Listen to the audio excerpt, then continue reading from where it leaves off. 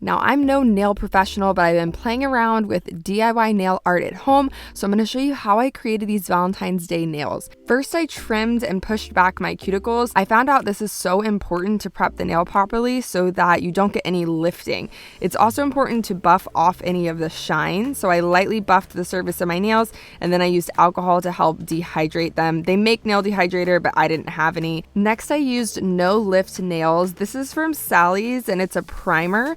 I'm not sure what this does, but all of the nail people I follow on YouTube use this or a similar product. So I used this just on the surface of my nail. You want to be really careful because this burns if it gets on your skin. To make the actual nail itself, I'm using hard builder gel that I got on Amazon. It's like really thick nail gel that you cure with an LED light, and I'm going to be using nail forms to build it up. Before I start building the nails, I'm going to be adding a base coat by Nail Addict. I really like their product line, and you can actually use my coupon code VictoriaJ25 to get a discount on their products. So I'm just going to cure this really quick for 60 seconds and then throw on these nail forms. Now, these were kind of tricky. This is my third time using them. I basically learned everything I know about nail forms from YouTube, but I'm first going to build the base of this nail kind of from the mid part of my nail down to the number 4 on the nail form. So I'm kind of using like a swirly motion, and this is kind of like the bridge between the nail and the tip. So I'm kind of laying a base down there. One reason I really like the builder gel is because it's self-leveling. So that means that you don't have to be absolutely perfect. It kind of like evens itself out, which is really amazing for beginners like me. Once I get this base layer done, I usually cure it for about 60 seconds, but sometimes I find that it takes a little bit longer. Once I have the initial base coat done, I like to remove the nail forms, but if the nail form does not remove easily, it might not be cured all the way. So I went ahead and zapped them again, and then as you can see, the nail forms pop off pretty easily. You do want to be careful because you can break the nail still at this point because it's pretty thin and fragile, but I just like to be able to see what I'm doing better. I really love this builder gel because it's pretty forgiving. So as you can see, these are like not pretty looking,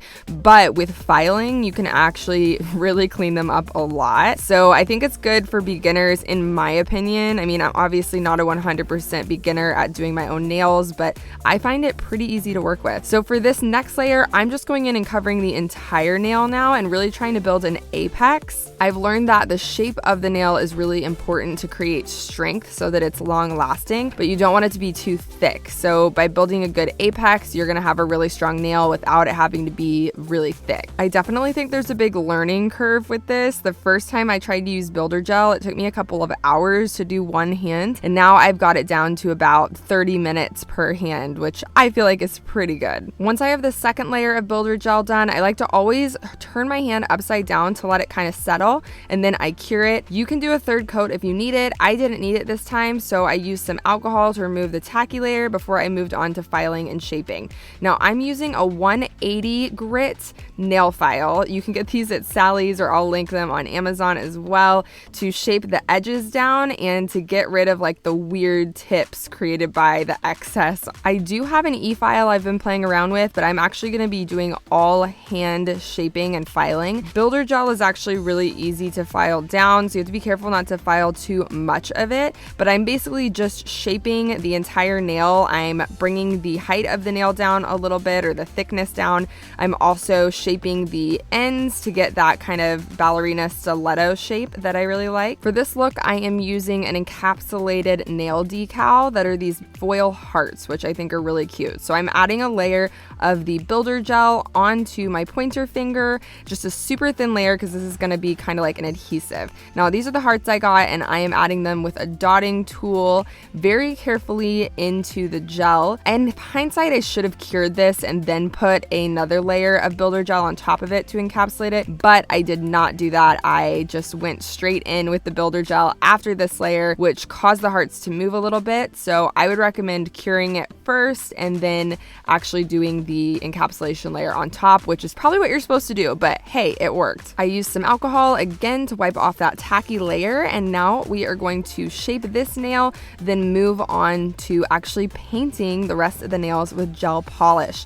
Now the gel polish I got is from Amazon. You can actually get a set of 9 products for about $15. I'm going to use the other side of my nail file. This is a 100 grit, grit, I think is what it's called. And this is gonna make the nails a little bit smooth before we go in with the gel polish. It's just gonna make it go on easier and have a way better texture. Before I can add the gel polish, I wiped off the rest of the dust from that last layer and added another base coat. This is the same Nail Addict base coat that I really like, and I'm going to actually add some rhinestones to the cuticle area of the pointer finger. This was a really random idea, so I'm not really sure what the correct technique for doing this is, but none of mine have fallen off, so I think kind of sandwiching it between a base coat and a top coat worked for me.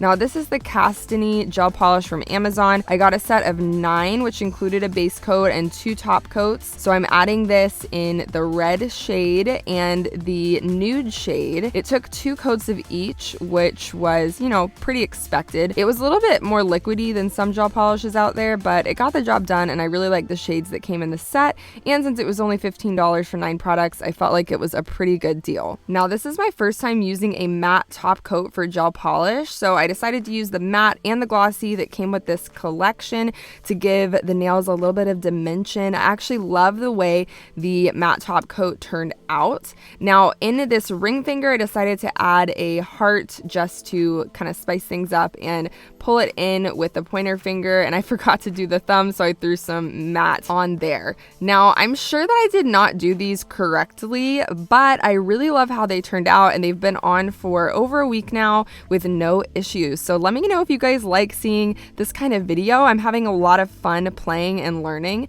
so let me know what kind of nail look or nail reviews you want to see next in the comments below.